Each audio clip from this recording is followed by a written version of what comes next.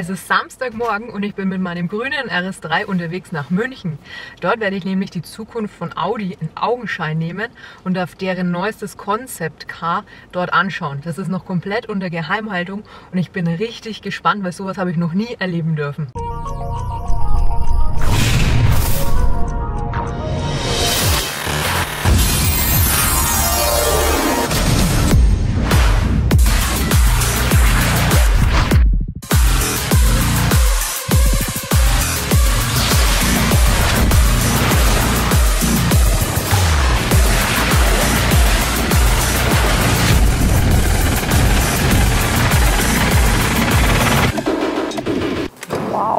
Also, dranbleiben lohnt sich. So,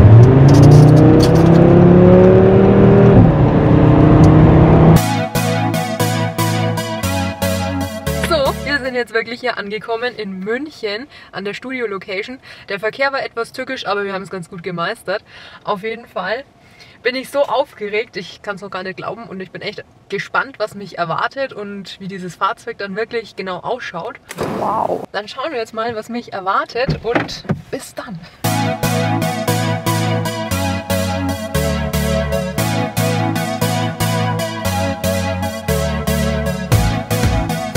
Wow! Ja, wir sind jetzt hier im Studio. Ich bin so gespannt. Das ist Josef und er wird mir vieles zu dem Auto erzählen. Ja, das mache ich doch ganz besonders gerne. Herzlichen Dank für den Besuch. Herzlich willkommen. Hier haben wir unser neuestes Konzeptautomobil von Audi. Das ist der Audi Active Sphere Concept. Sphere, das ist eine Namenskomponente, die er mit 3 anderen Konzeptfahrzeugen von Audi teilt. Wir haben ja in den letzten beiden Jahren zunächst den Audi Sky Sphere, den Audi Grand Sphere und den Audi Urban Sphere vorgestellt. Und Sphere, das kommt von einem griechischen Wort und steht für Raumkugel. Und das steht bei uns für den Innenraum. Das Besondere an diesen 4 Autos ist nämlich, dass wir sie erstmals im Grunde genommen von innen nach außen designt haben. Der Innenraum steht wirklich im Zentrum der Arbeit unserer Designer und unserer Ingenieure. Und das ganz Besondere an diesen Fahrzeugen, das sind 2 technische Eigenschaften, die dann auch den Innenraum besonders groß und besonders frei machen. Wir haben anders als bei Autos mit Verbrennungsmotoren, nämlich nicht mehr diesen großen Mitteltunnel nötig. Und wir haben die Möglichkeit, hier auch automatisiert zu fahren auf Level 4. Und das heißt, wir können das Lenkrad mitsamt dem Armaturenträger wegpacken. Stark. Und das ist natürlich eine wunderbare Eigenschaft, die dann auch den Innenraum groß macht, die uns auch ganz neue Möglichkeiten gibt, wenn wir halt selber nicht mehr lenken müssen, unsere Zeit an Bord mit anderen Aufgaben oder mit anderen Kommunikationsformen zu verbringen. Und das haben wir in diesen Autos realisiert. Und beim Audi Active Sphere Konzept, da ist es natürlich auch so, dass wir im Gegensatz zu den anderen 3 hier auch ein natürlich ganz anderes Karosseriekonzept genommen haben. Wir haben ja hier ein Fahrzeug, das im Grunde genommen aus 2 Hälften quasi besteht. Wenn wir uns den oberen Teil anschauen, dann haben wir ein wunderschönes Coupé mit einem Fließheck. Ein Audi Sportback, man kann sich an den A7 zum Beispiel erinnert fühlen. Und wenn wir dann aber nach unten gehen, da sehen wir natürlich sehr robuste Elemente, große, grobstollige Reifen, die für den Offroad-Einsatz auch schon optisch natürlich bestimmt sind. Und wir haben im Schweller und vorne am vorderen Stoßfänger unterhalb, beziehungsweise hinten auch genauso diese verzahnten Elemente, die sehr robust wirken wie ein Karosserieschutz. Und die können wir sogar, wenn wir die Bodenfreiheit verändern, auch wieder einfahren. Vielleicht können wir das mal kurz demonstrieren. Ja, sehr gern. Oh! Wir haben jetzt die Bodenfreiheit um 40 mm, um 4 cm abgesenkt. Und zusammen mit dieser Absenkung oder wenn es dann wieder auffährt wie jetzt, dann trennen sich diese Verzahnungen wieder. Und das zeigt dann eben auch, ob wir jetzt gerade für den Offroad-Einsatz oder für den On-Road-Einsatz, also dann auch mit mehr oder weniger Bodenfreiheit unterwegs sind. Toll, wow. Und damit haben wir natürlich auch schon die Bestimmung dieses Autos klar quasi angerissen. Wir haben ein Fahrzeug, das sowohl auf der Straße, also wirklich elegant mit hohem Tempo unterwegs sein kann, aber eben auch als Offroader im gröberen Gelände. Wir haben alles an Bord dafür. Wir haben eine Luftfederung, die natürlich nicht nur die Höhenverstellung ermöglicht, sondern die sich auch anpasst an entweder wirklich sehr unruhigen Untergrund oder aber auch ans zügige Fahren auf der Autobahn. Stark. Wahnsinn, auch die Reifen, die da drauf hat. Ne? 255er im 22 Zoll Format. 285er, pardon. 285er Reifen im 22 Zoll Format. Und wir sehen, die Reifen sind natürlich auch so voluminös, dass sie auch wieder den Komfort mit erhöhen. Das ist gut, wenn man wirklich so diesen Kompromiss machen kann. Ne? Im Endeffekt gerade die Langstreckentauglichkeit dann auch noch mit dem autonomen Fahren. Besser geht es ja gar nicht. Wenn man jetzt auf der Autobahn unterwegs ist, sieht man ja ständig diesen zäh fließenden Verkehr. Man tut sich so schwer, muss ständig aufpassen. Und wenn das Auto das einem abnimmt und man entspannt am Ziel ankommt, besser geht es eigentlich gar nicht. Und Langstreckentauglichkeit ist natürlich ein wichtiges Stichwort. Wir haben hier bei diesem Automobil auch einen sehr großen Akku an Bord, der insgesamt rund 100 Kilowattstunden Energie mitgibt. Und das taugt dann auch schon für sehr lange Strecken. Wir rechnen damit, dass wir auch rund 600 Kilometer oder sogar darüber schaffen mit einer Batterieladung. Man muss überhaupt wissen, dieses Fahrzeug ist zwar ein Concept Car, aber die Antriebstechnik, die es an Bord haben wird, die stammt aus einem Modulbaukasten bei Audi. Wir nennen ihn PPE, Premium Platform Electric. Und das ist ein neues System, das ab dem nächsten Herbst bei unseren Fahrzeugen, elektrisch angetriebenen Fahrzeugen der Mittel- und Oberklasse dann auch zum Zug kommen wird. Wir starten im Herbst dann mit dem Q6 erstmalig. Und da werden diese Antriebskomponenten, die wir auch hier finden, dann in Serie geben. Und was haben wir hier ganz konkret? Wir haben 2 Elektromotoren, einen an der Vorder-, einen an der Hinterachse. Und die beiden zusammen sind dann auch gut für eine Leistung von 325 Kilowatt oder 441 PS und ein Drehmoment, für so ein Fahrzeug natürlich auch wichtig zum Beschleunigen, von 720 Newtonmeter. Das gefällt mir. Das ist, glaube ich, ein Wort. Ja, und damit kommen wir on-road wie auch off-road zügig vorwärts und haben eben auch wirklich Energie genug für lange Strecken. Und auch die windschnittige Form, die spielt ja dem Ganzen auch noch mit rein. Richtig. Dass man eben effizient dann unterwegs ist und weite Reichweite erreicht. Genau.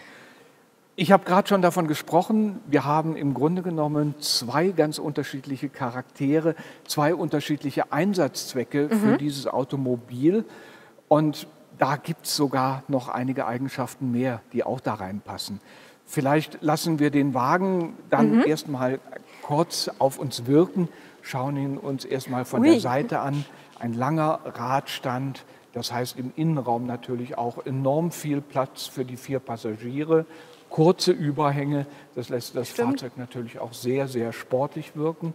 Und wenn wir mal kurz stehen bleiben, dann sehen wir, wir haben hier Glasflächen in die Türe eingelassen und man wird es gleich sehen können, gerade wenn ich auch in der Natur unterwegs bin, habe ich dann auch immer den Blick zur Seite und kann mir dann auch das wunderbar anschauen in der Natur, wo ich gerade unterwegs bin. Verglast das ist echt schön. Das schauen wir uns auch gleich nochmal an, übrigens auch der Single Frame, das ist das Audi-Markengesicht und das gibt, wenn wir gleich mal einsteigen, auch einen besonders schönen Effekt. Aber wir bleiben erstmal hier beim Heck und können uns hier mal anschauen, wie unsere Entwickler, unsere Designer damit gemacht haben. Denn wenn ich unterwegs bin mit einem solchen Fahrzeug, oftmals nehme ich mir ja auch Sportgerät mit, gerade wenn ich in die Natur fahre. Genau. Zum Beispiel meine E-Bikes, meine Mountainbikes oder auch mal, wenn ich an den Strand fahre, ein Surfbrett. Das stimmt. Wohin damit? Subs, ne? Auf dem Dachgepäckträger? Schwierig. Macht die Linie kaputt. Ja. Dieses schöne Auto und ein Dachgepäckträger, ich glaube, das wäre nicht so schön. Nee. Und da haben sich unsere Ingenieure etwas einfallen lassen, nämlich in diesem wunderschönen Coupé steckt auch ein waschechter Pickup. Nein. Das will schauen ich wir uns sehen. mal an. Oh. Ah ja, so funktioniert das. Ach, das fährt jetzt echt genau da drüber, ne? Richtig. Die Heckscheibe, die fährt hoch und zieht dann entlang der Dachlinie einfach nach vorne. Und hier haben wir auch einen Schott. Oh, Das heißt, unsere Insassen, die müssen nicht halb im Freien sitzen, sondern die sind natürlich auch weiter vor Wind und Wetter geschützt und können auch problemlos nach hinten sehen. stark. Und Das kenne hier- ich vom R8 Spider. Und hier haben wir eine große Ladefläche. Wir Stimmt. können hier zum Beispiel Mountainbikes unterbringen, wo wir die Hinterräder Ach so. dann hier mit diesen Schnallen magnetisch. festmachen. Ja. Das Vorderrad wird jeweils abmontiert und dann können wir die Achse des Vorderrads dann auch hier einklinken Ah ja, und haben also das Vorderrad dann jeweils für 2 Fahrräder zwischen diesen beiden Streben schön dann gemacht. fest montiert Ja. und können einfach hier sicher das Fahrrad verankern. 2 Fahrräder passen drauf, lassen sich hier dann natürlich festmachen Mhm. und hier dann auch gut arretieren. An alles gedacht. Genau. Das ist echt stark. Und wir können problemlos dann auch hier beladen. Das ist einfach, wir kommen gut ran Mhm. und können dann ohne eben einen hässlichen Träger. Und vor allem mit einem unterwegs sein. sicheren Gefühl unterwegs sein. Das denke ich mir so oft auf der Autobahn, wenn da einer vor einem fährt mit diesen Fahrrädern da dran, das wackelt und keine Ahnung. Und da ist es gleich am Auto dabei und fix fertig arretiert mit Fixierungssystem. Richtig. Also da hat man wenigstens ein gutes Gefühl, wenn man auch dahinter fährt. Richtig. Cool. Genau. So, dann würde ich aber vorschlagen, wenden wir uns doch mal dem zu. Und das bleibt dann natürlich dann ausgefahren. Das können wir ausgeklappt lassen und es geht natürlich, wenn wir abgeladen haben, auch genauso leicht wieder hoch. In Sekundenschnelle. Wir können es sogar gut abwaschen, gut reinigen. Ich sehe da richtig. was funkeln. Wir haben Heckleuchten natürlich auch in einer digitalen OLED-Technik. Und hier können wir mit sehr, sehr kleinen Elementen auch sehr schöne bewegte Effekte machen. Und unser Markenlogo von Audi, die 4 Ringe, Nein. die haben wir hier auch beleuchtet. Wow, das möchte ich auch haben. Das ist sehr schön. Leuchtet es in verschiedenen Farben? Wir haben es jetzt hier passend natürlich auch zu unseren roten, die auch vom Gesetzgeber vorgeschrieben werden, Bremslicht, Rückleuchten, Bremslichtern, auch in Rot gemacht. Toll. Man kann sich es aber auch in Weiß vorstellen, wie wir es ja auch schon mal bei einem Concept Car gezeigt haben, gerade auch im Frontbereich. Sehr, sehr schön. Auch die versenkten Ringe, wow. Genau. Schön. Wollen wir uns vielleicht Die die Zukunft. Front noch schnell anschauen, bevor wir dann zum Innenraum kommen? Sehr Dann können gern. wir das Auto nochmal drehen. Ah ja, kommt sie zu uns. Dann haben wir noch mal die ganze Schönheit auch der Seite für unsere Zuschauer.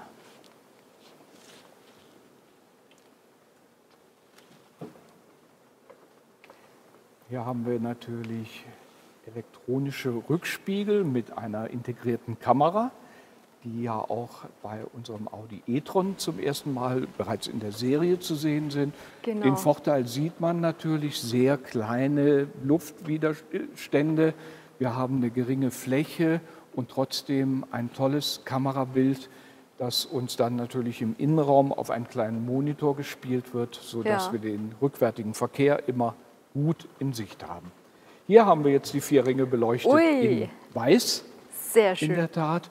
Und wenn wir uns einmal kurz nach unten beugen, wir haben hier den voll transparenten, gläsernen Single Frame, das Gesicht der Marke, als ein Fenster auf die Straße, wo wir natürlich dann die Straße, den Verkehr vor uns noch mal Das besser sehe ich dann sehen. vom Innenraum Vom hier raus. Innenraum, wow. von allen Plätzen aus vor allem. Wenn ich unseren Armaturenträger weggeklappt habe, dann habe ich natürlich einen unverstellten Blick nach vorne, wie bei keinem anderen Automobil.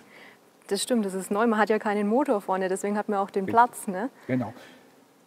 Wir haben viel Platz. Bei einem Elektrofahrzeug können wir natürlich hier ganz anders den Raum ausnutzen, weil der ja doch viel kleiner ausfällt als ein Verbrennungsmotor. Eben auch den Tunnel im Innenraum und sowas, wo man dann wirklich Genau. die Beinfreiheit auch Kein hat. Getriebetunnel mehr, Ja. einfach Stark. Platz, viel Platz. Alles wird im Unterboden hier untergebracht. Und die Scheinwerfer haben gerade mein Interesse geweckt. Die Genau. bewegen sich ja. Auch hier haben wir natürlich die Möglichkeit, mit unserem digitalen Matrixlicht Oh. auch verschiedene Lichtspiele zu zeigen, also Begrüßungssignaturen etwa, wenn man zum Fahrzeug kommt, aber eben auch, wir können Signale dann auch an die Umwelt grün. abgeben. Wir können verschiedene Farben etwa für Ja. den On- und Offroad-Modus Ach so. dann auch zeigen. Von daher, Grüße. da gibt es zahllose Möglichkeiten, Das gefällt mir das sehr Licht gut. zu gestalten. Stark. Also das ist wirklich sehr, sehr cool. Toll. Genau. Und jetzt schlage ich vor, drehen wir das Fahrzeug nochmal zurück und dann öffnen wir einmal die Türen. So, dann sage ich jetzt einfach nicht Sesam, aber Audi Active Sphere, öffne dich. Ui. Das ist mal einladend, würde ich sagen. Das ist einladend. Stark. Wow. Und jetzt darfst du dich auch gerne reinsetzen. Oh. Nehme ich doch gleich mal auf dem Fahrersitz Platz. Auch wenn es kein Lenkrad gibt, auch wenn es hier jetzt keinen Armaturenträger gibt. Wir haben ja hier jetzt den automatisierten Fahrmodus eingestellt. Das heißt, du hast viel Platz. Du musst dich jetzt nicht im Kompromiss mit den Bedienelementen selbst wieder in die Enge treiben lassen, sondern hast auch die freie Aussicht nach vorne durch den Single Frame. In der Mittelkonsole übrigens haben wir eine kleine Bordbar. Oh, Da haben ja, wir stimmt. natürlich auch Getränke, gekühlt oder warm, je nach Bedarf und Jahreszeit. Die 4 Sitze hier, die wir haben, die sind übrigens interessanterweise nicht im Boden verankert, sondern die sind in der zentralen Konsole aufgehängt. Also sie schweben gewissermaßen. Auch die hinteren Sitze, Alle 4 was ich Sitze gesehen sind habe. genauso. Stark. Also ist ganz anders. Man hat so viel Platz, man sieht so viel. Unglaublich. Also ich vergleiche jetzt mit meinem RS3, da ist ja da vorne alles zu. Hier haben wir viel Platz. Das ist natürlich der große Vorteil erstens eines Elektrofahrzeugs mit langem Radstand und kurzen Überhängen. Wir haben mehr Platz für die Beine speziell und wir können natürlich auf viele Elemente, Bedienelemente verzichten, die wir sonst permanent sehen. Aber du kannst auch selbst fahren. Du musst nicht auf Selbstfahren verzichten. Gott sei Dank. Noch haben wir kein Robotaxi, sondern der Audi Active Sphere lässt dir die Wahl. Und ich würde jetzt auch noch mal dir gerne zeigen, Ja. wie unser Armaturenträger rausfährt Oh und ja. wie es dann ausschaut, wenn du selbst fahren willst. Dazu Eben. Vorsicht nur mit den Knien, am besten die Beine strecken Ach, Strecken. und die Knie möglichst flach lassen. Genau, dann gibt es auch keine Kollision, wenn jetzt der Armaturenträger rauskommt. Das geht aber schnell. Stark.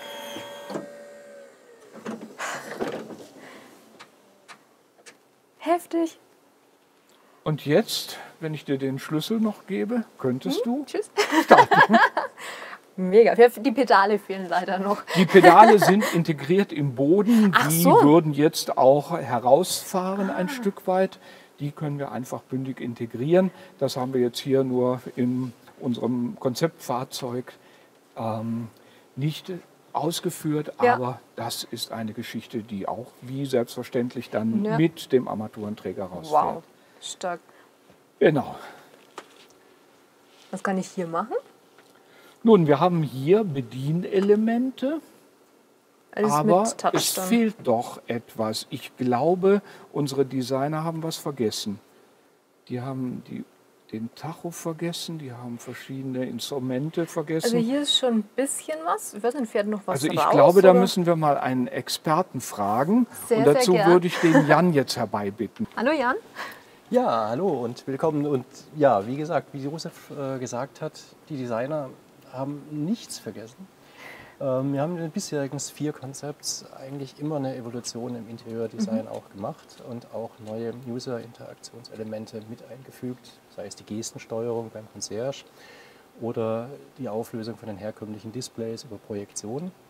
Hier sind wir jetzt einen radikalen Schritt weitergegangen und bieten den Nutzer mit Audi Dimensions eine neue Dimension der Interaktion im und am Fahrzeug. Wir haben komplett auf Displays verzichtet, auf herkömmliche Bedienelemente und schaffen Ja. ein komplett neues digitales Erlebnis im Fahrzeuginnenraum. Und das Ganze funktioniert mit Mixed Reality Technologie. Oh. Der Unterschied zum traditionellen AR, wo ich ein Display eigentlich vorm Auge habe, Mit Mixed Reality kennen wir quasi unsere physische Umwelt um uns herum, tracken das in Echtzeit und können somit die Interaktion zwischen virtuellem und physischem Content direkt herstellen. Wahnsinn. Und das ermöglicht dann eben auch eine Gestaltung dieses Innenraumes, weil wir überhaupt keine physischen Abhängigkeiten mehr haben zu Bedienelementen, zur Platzierung von Bildschirmen, die in der Reichweite bleiben. Und wie du siehst, hast gerade eben schon gesagt, der Raum ist riesengroß. Er lässt sich relativ frei gestalten.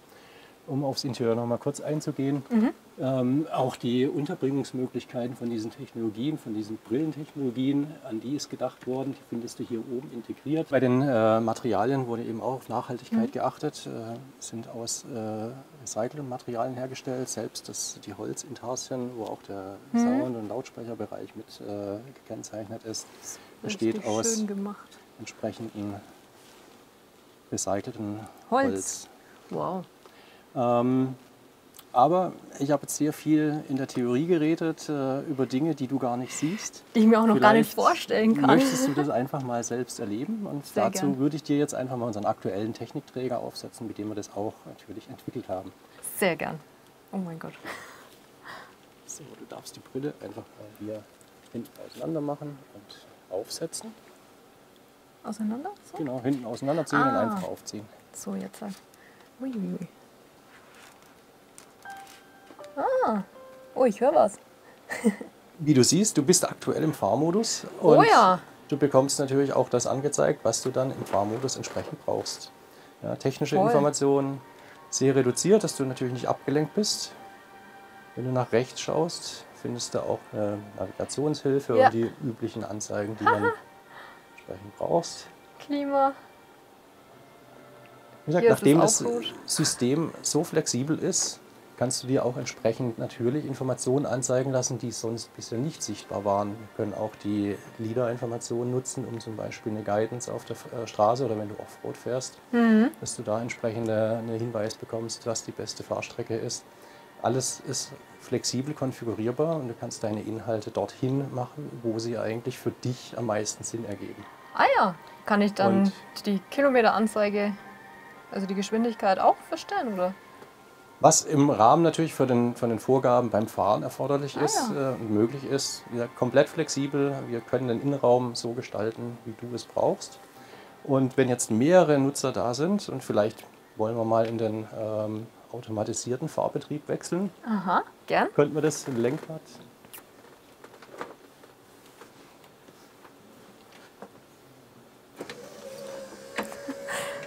Das geht so schnell.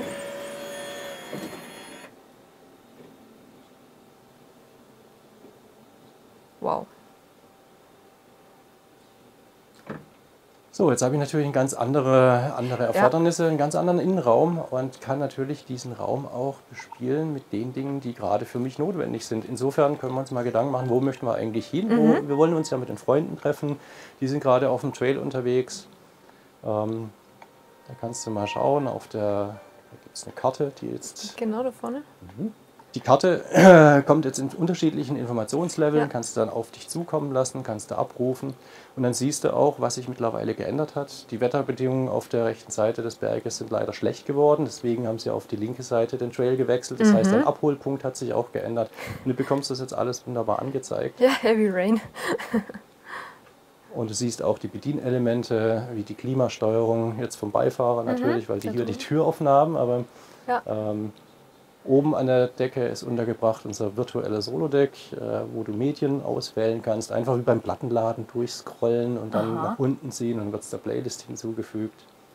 Und wie du siehst, wir können auch die realen Flächen mit virtuellem Content bespielen, sodass du auch dann ein haptisches Feedback an der Stelle erhältst. Und das Ganze, wie gesagt, frei konfigurierbar. Wenn du mit dem Beifahrer interagieren möchtest, könnte er jetzt zum Beispiel genau dieselbe Sicht haben wie du.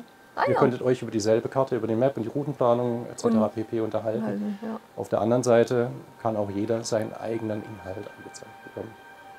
Also sehr interessant. Hier kann ich dann auch den Fahrmodi wechseln zwischen Efficiency, Komfort zum Beispiel. Genau, richtig.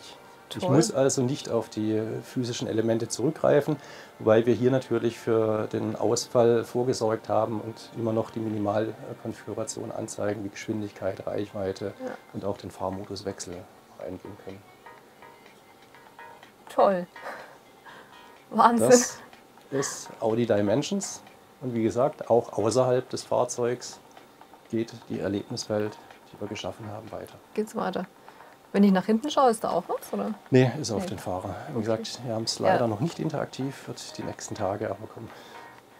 Ja, freilich, das ist ja die Zukunft. Ne? Das kommt ja jetzt erst alles, aber dafür ist es mega, was da schon machbar ist. Also das erste Auch nochmal, Mal sowas zu Du sehen. siehst, wir haben jetzt für die Karte den kompletten Innenraum auch genutzt. Also wir nutzen den Raum, den wir haben und wir sind auch hier flexibel. Also wir geben nicht nur den Gestaltungsspielraum in der Hardware, sondern wir haben eben auch den Gestaltungsspielraum mit unserem virtuellen Inhalt. Ja. Wow. Also richtig stark gemacht. Super spannend. Ab wann wird sowas ungefähr mal in Serie erhältlich sein? Ich müsste jetzt in die Glaskugel schauen. Wir hören jetzt schon seit Jahren die Ankündigung von Apple, dass sie AR-Glasses auf den Markt bringen wollen. Andere Mitbewerber werden da sicherlich mitziehen.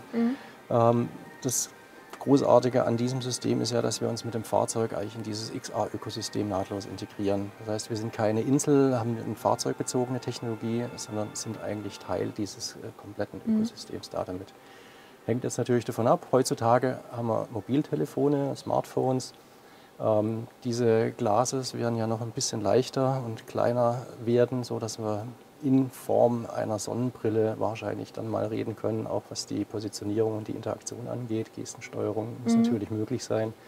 Es wird sicherlich noch ein paar Jahre dauern. Also wir reden nicht von nächster Woche, wir reden auch nicht von nächstem Jahr.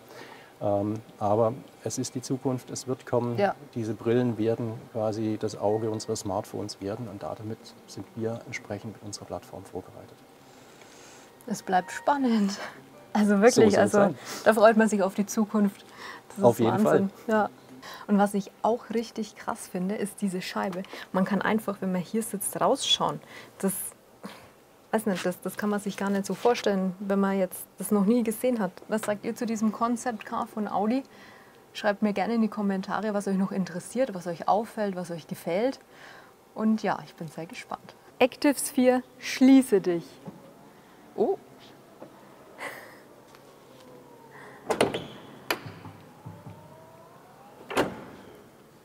Wahnsinn, oder?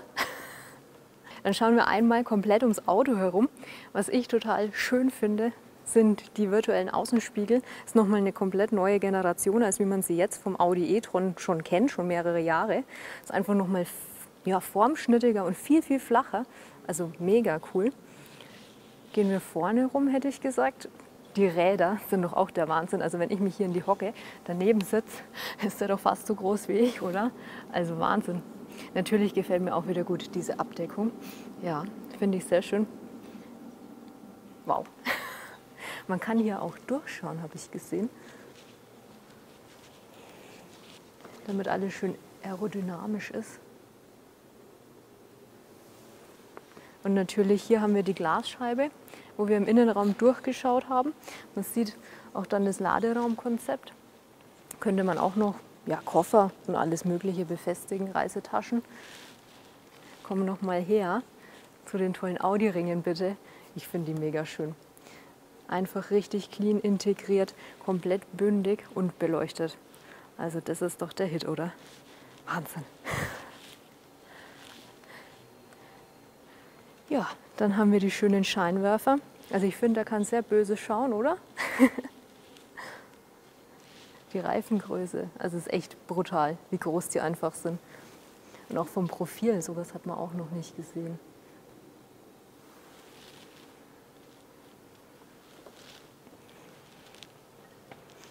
Hier sieht man wieder unsere Gläser, durch die man rausschauen kann. Und auch die Verzahnung, wenn wir schon hier sind. Wenn es sich nämlich absenkt und wieder hochfährt, dann geht es zusammen. Haben wir ja schon gesehen. Also Wahnsinn. Richtig toll gemacht.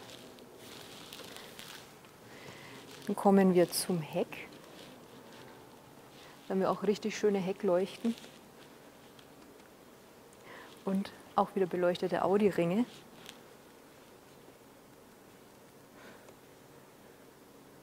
Also die Heckpartie gefällt mir richtig, richtig gut. Sehr formschnittig. Können wir hier auch nochmal im Profil vielleicht anschauen. sehr, sehr cool gemacht. Und die Bodenfreiheit ist einfach der Wahnsinn. Das ist richtig viel. Da kann man schön ins Gelände fahren. Ja, was sagt ihr zu diesem Fahrzeug? So, ich habe das Audi Concept Car anschauen dürfen und so sieht es übrigens aus, wenn man in so einen Raum darf, wo ein Auto noch unter Geheimhaltung gezeigt wird. Es werden einfach alle Kameras abgeklebt, die Frontkamera. Also ja, dass man ja nichts mitnimmt. Mega gemacht. Also ich bin sprachlos. Dieses Auto, was das alles kann, was das in Zukunft alles bringen wird von Features und das kann man sich jetzt noch gar nicht vorstellen, wie wir uns von so einem ja, klassischen Cockpit wegentwickeln werden. Wahnsinn. Und ganz, ganz wichtig und was ich auch mega gut finde, dass man nach wie vor auch die Möglichkeit hat, selber zu fahren. Dass man eben die Möglichkeit hat, bei Langstrecke Autobahn sich ganz auf was anderes konzentrieren zu können. Das Auto übernimmt dieses richtige Fahren im Verkehrsfluss, mitschwimmen, irgendwelche Bremsmanöver, alles Mögliche. Im Endeffekt wird es so sein, dass das Auto dann die Langstrecken übernimmt. Man kann sich aufs autonome Fahren komplett verlassen. Und dann, wo es wieder Spaß macht zum Fahren, wo man ein paar Kurven hat, ein paar Pässe, je nachdem, kann man dann selber wieder